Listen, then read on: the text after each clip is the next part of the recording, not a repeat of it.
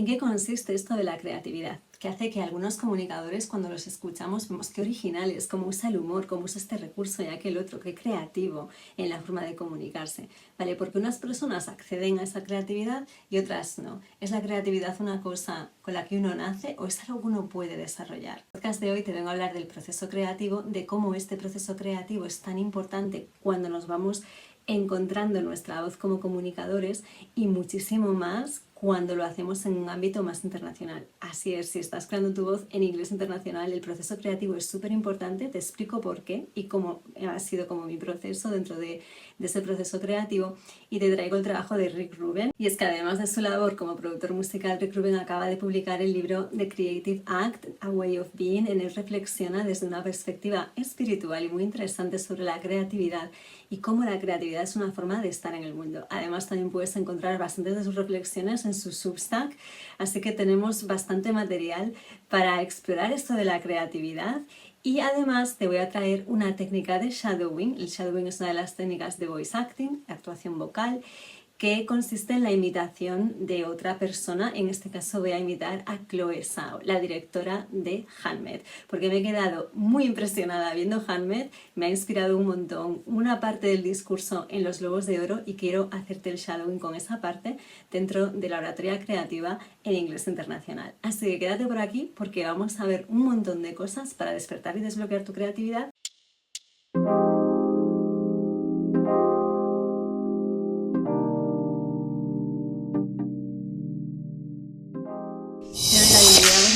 Este podcast donde hablamos sobre comunicación y oratoria creativa, todo lo que es necesario para desarrollar esta habilidad tan importante a la hora de ganar visibilidad, de comunicar nuestro valor profesional, y no solo en español, también en inglés, sobre todo en inglés internacional, y qué supone para las voces que estáis liderando en espacios internacionales desarrollar esa voz con confianza, con seguridad, para sentir que vuestro mensaje llega de forma clara a las personas que tiene que llegar. Y voy a empezar precisamente con una de las citas de Rick Rubin, que como te decía, él empezó como productor musical, es uno de los productores musicales más influyentes, fue uno de los responsables de que el hip hop fuera del underground al mainstream. Imagínate, grupos detrás desde los Beastie Boys a Johnny Cash, Adele, Red Hot Chili Peppers, grupos que para todos nosotros han estado en nuestras playlists, y tenemos a este productor musical detrás con su increíble labor creativa. Así que en este libro, The Creative Act, A Way of Being, Rick Rubin comparte con nosotros diferentes reflexiones de lo que supone vivir una vida creativa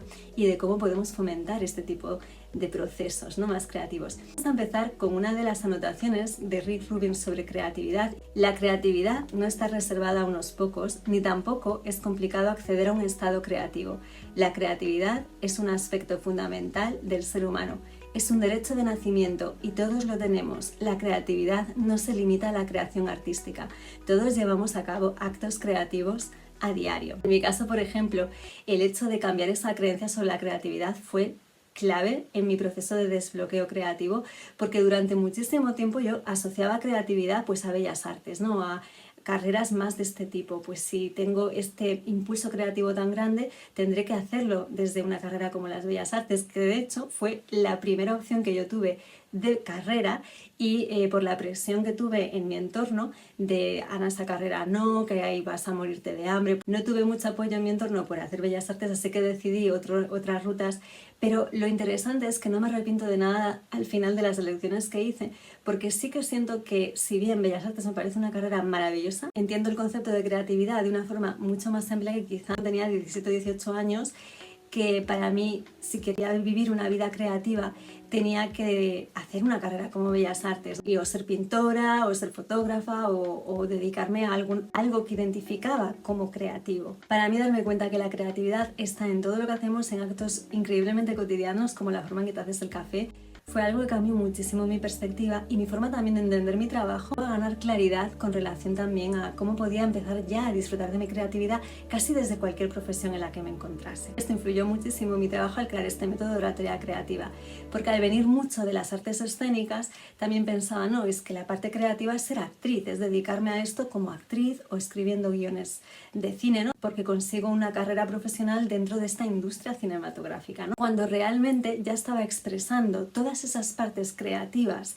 que yo creía que solo podía expresar en la industria del cine, las estaba expresando en formaciones que estaba dando a profesionales. Recuerdo, por ejemplo, en el inicio de mi viaje profesional di ciertos talleres audiovisuales y también clases de teatro a adolescentes. Aparte de hacer esos talleres audiovisuales y de acompañar a otros adolescentes haciendo como sus películas, la mayoría elegían el género de terror, me fascinaba, un trabajo que me gustó muchísimo y me resultó increíblemente creativo. Luego también cuando di clases de teatro para niños, creo que fue de las experiencias más creativas de mi vida porque es estar en un entorno de plena imaginación y creando como esos universos con ellos que le daban como su propio toque, su originalidad. Y creo que fue en ese momento cuando estaba trabajando años enseñándole teatro en inglés, creo que fue un momento en el que parte de mi creatividad empezó a sanarse, empecé a ver como quizá la idea preconcebida que yo tenía de que tenía que expresarme de forma creativa en una forma concreta y en un escenario concreto,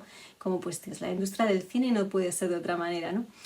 Lo equivocada que estaba y cómo la creatividad se expresa en todo y todas las profesiones son creativas. Y ser más receptivo a lo que la vida te va trayendo que tal vez nunca te hubieras imaginado que eso podía encajar o ser mucho más alineado en tu proceso, que esa otra idea que tú tenías en la cabeza no tiene que ser así, tiene que ser de esta manera, ¿no? Otra cosa que, por ejemplo, dice Rick Rubin en relación a esto es: ya lo tenemos todo lo visto, todo lo hecho, todo lo pensado, todo lo sentido, todo lo imaginado, todo lo olvidado y todo lo que queda por decir y por pensar en nuestro interior. Esa es la materia prima y recurriendo a ella construimos cada momento creativo. El contenido no procede de nuestro interior, la fuente está ahí. Esto se refiere mucho al proceso creativo en sí, a esa co-creación, a que tenemos esa fuente ya en nosotros, esa fuente creativa, que somos receptivos y accedemos a esas ideas creativas, es como se construye poco a poco nuestro propio proceso. En el caso, por ejemplo, de la comunicación ocurre lo mismo. Muchas voces se silencian o se censuran. Crear tu voz, y más cuando lo haces en inglés, siendo un segundo idioma, y más cuando eres adulto y creas esta voz en inglés internacional siendo adulto, es un proceso increíblemente creativo, donde en mi caso todas las técnicas de actuación y todo ese mundo del cine me ayudó muchísimo a ir poco a poco dándole forma a mi voz. Utilicé mucho el sistema sin saberlo porque no sabía de este sistema, que ya poco sabía yo de metodologías como el design thinking, esto de la convergencia y la divergencia, de las que he aprendido hace poco, pero te diré que ya sin darme cuenta estaba aplicando mucho esto de la divergencia y la convergencia, porque utilizando métodos como una actriz empezó como a investigar, ¿no? Voy a crear un personaje, entonces para crear un personaje tienes primero que investigar, que entender cuáles son las intenciones emocionales, qué es lo que mueve a esta persona. Pues imagínate cómo sería mi vida si yo viviera ahora en Nueva York, o si viviera en San Francisco o en Canadá o en cualquier otro país, ¿no?, de habla inglesa.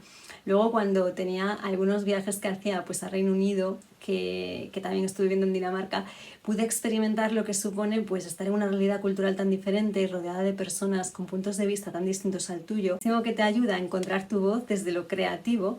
Cuando te alejas un poco pones distancia desde tu propia cultura, porque si nuestra propia cultura es maravillosa y hay cosas muy positivas en ella, pero también cuando empiezas a tomar un poco de distancia te ayuda también a ver qué es lo que tú piensas realmente sobre muchas cosas. Cuando tienes cierta presión cultural o social empiezas como a ver más la verdad desde tu perspectiva y desde tu punto de vista, porque al final de eso es de lo que habla precisamente Rick Rubin. With artistic expression, because my only goal is to make something that I like. And I know that I can keep working on it until I like it. In some ways, there's no pressure. It turns out that when you make something truly for yourself, you're doing the best thing you possibly can for the audience. If you go to the movies, so many big movies are just not good. It's because they're not being made by a person who cares about it. They're being made by people who are trying to make something that they think someone else is going to like. And that's not how art works. That's something else. It's not art. That's commerce. If you don't make money, or if you do make money, that has nothing to do with the art. Art is the art, and then whatever happens after happens after. If you make something that you love, I know if I make something I love, if more people like it, that's only a good thing. Now, I wouldn't change a word of it for someone else to like it. I make the thing I love, and then present it to the world, and then if the world likes it, great. And if more people like it than less, better. Why not? We're sharing something we love, something we think is beautiful. Yeah. But again, I would never change it for anyone else because that's not what it's about. It's almost like a diary entry. Could I be concerned that someone else might not like my diary entry? It doesn't make sense. You know, it has nothing to do with them. My diary entry has nothing to do with anyone else. So everything we make as artists are essentially diary entries. Reflexión clave cuando hablamos de oratoria creativa, porque muchas veces, y esto a mí me ha pasado, lo de pensar, pero ¿quién eres tú ahora para abrirte un canal de YouTube y empezar a comunicar sobre este método que tienes? O, vale, ¿quién eres tú? No, esta idea del expertise, es cómo estás en el mundo, es tu percepción, es tu perspectiva única y cómo la transmites y cómo la comunicas. No importa tanto si como profesional nos comparamos a nivel de es que esta parece que es una persona que sabe más, mira todo su currículum. Al final no se trata tanto de eso, sino de cuál es tu perspectiva única, cuál es tu punto de vista, cuál es tu opinión sobre este tema diferente a la que tienen todos los demás. Por eso, cuando hablamos de oratoria, de comunicación y de cómo lo compartimos, es tan importante el hecho de si tienes una voz creativa, esta es una voz que habla con una perspectiva propia.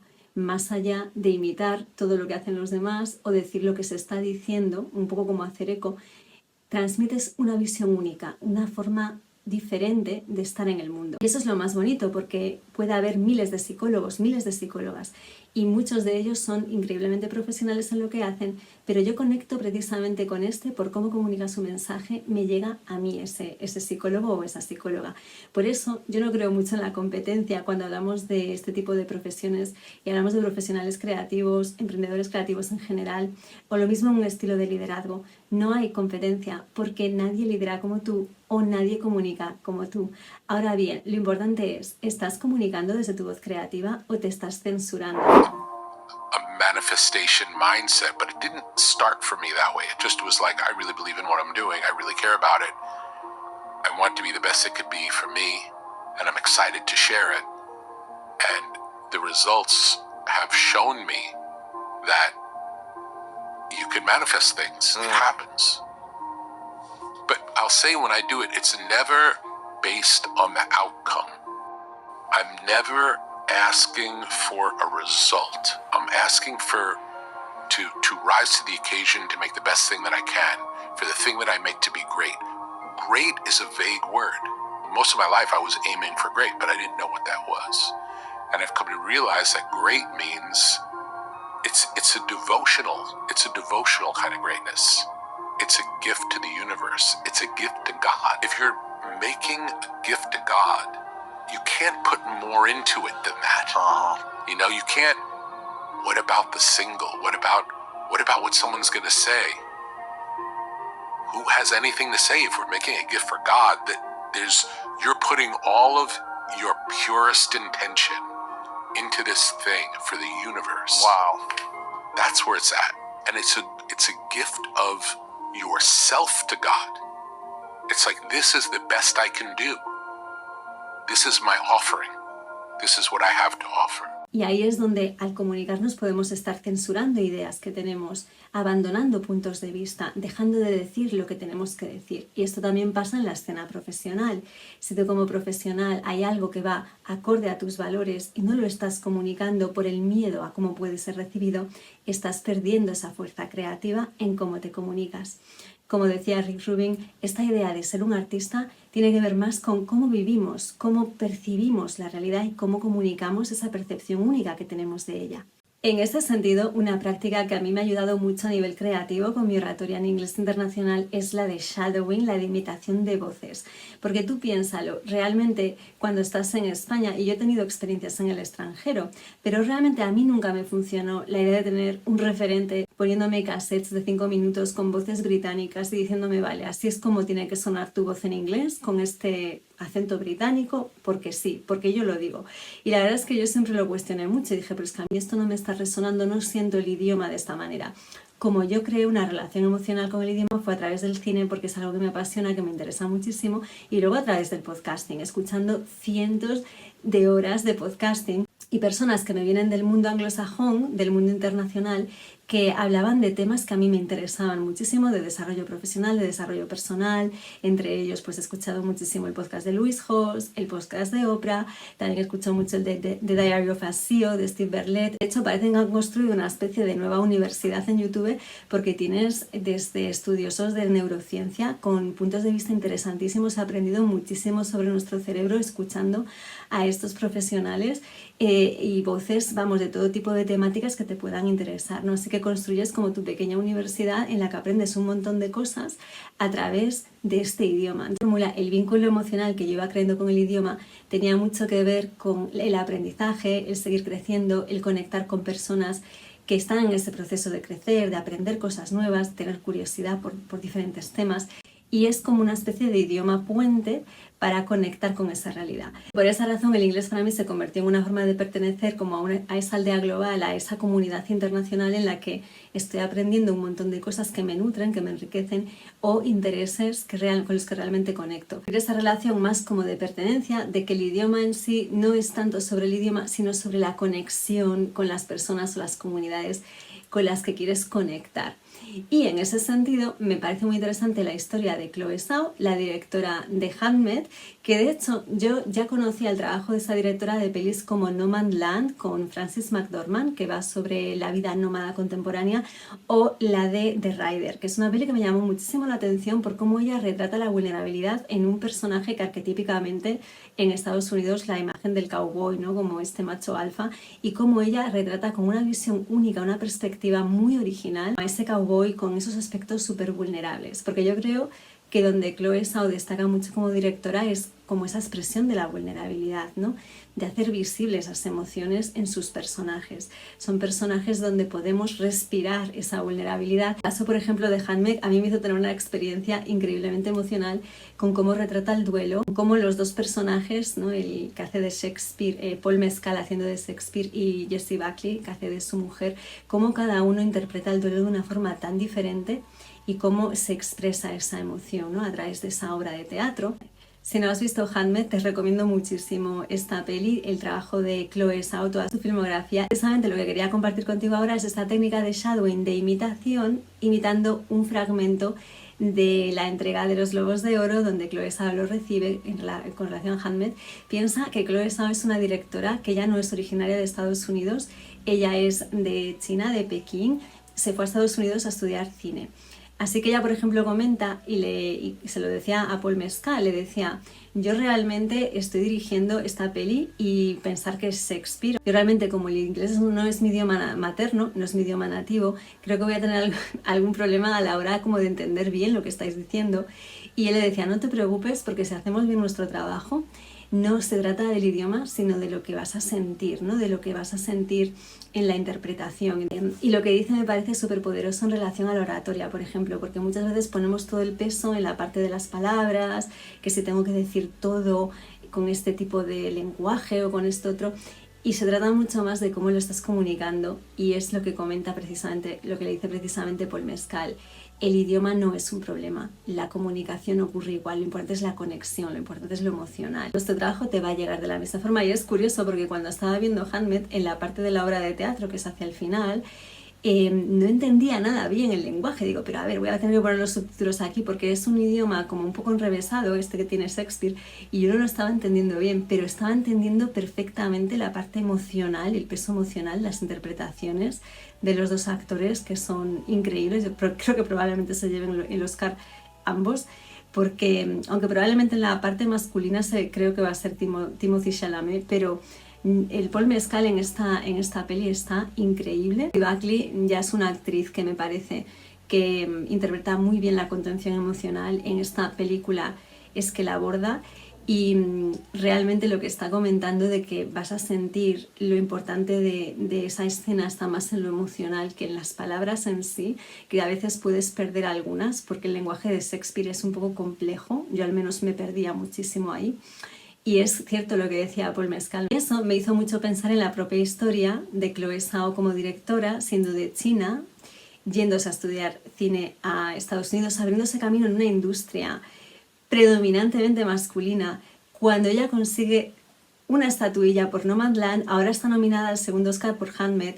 Es decir, es una historia única por un lado, y lo interesante que además es ver lo original y lo creativa que es su voz a la hora de crear estos mundos, ¿no? De crear de su filmografía, de las películas que ha decidido dirigir, cómo las dirige, cómo expresa a través de sus personajes y cómo habla de esto de la vulnerabilidad. Precisamente va este discurso de los Globos de Oro, que para mí es uno de los mejores trozos de speech que he visto en mucho tiempo. Así que primero te dejo cómo lo hace ella y luego te voy a dar mi imitación, pero eso sí, voy a reinterpretar. Y lo que te voy a proponer como un pequeño reto para esta semana para ti es que hagas lo mismo, ¿vale? Que cojas este pequeño fragmento y que luego lo reinterpretes de una forma única como te sale a ti, expresando las emociones como te sale a ti hacerlo. Así que vamos a escuchar primero a Chloe Zhao en esta entrega de los Globos de Oro en este discurso. The village of Hamnet that made this film together, there's some of them lost their loved ones while we were making this film, and there are some of them are still struggling. So we just want to say that we're thinking of you. We're here because of you, and we love you and miss you. And I just, Paul said something to me this morning. It's okay if I share? Sure. Okay, yeah.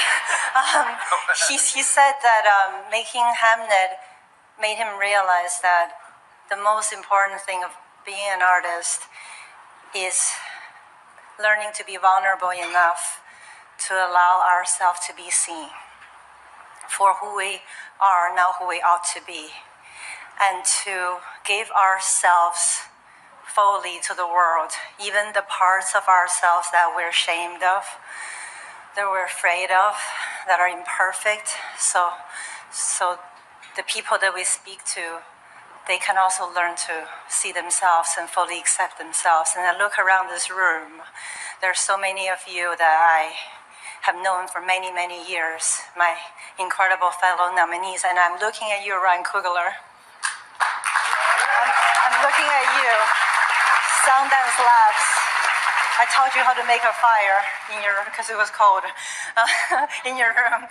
But I'm looking at you, and I see so many of you have become so strong and tender at the same time, and you have shared so much of yourselves in your work to the world. So I salute to your bravery, and I salute your dedication.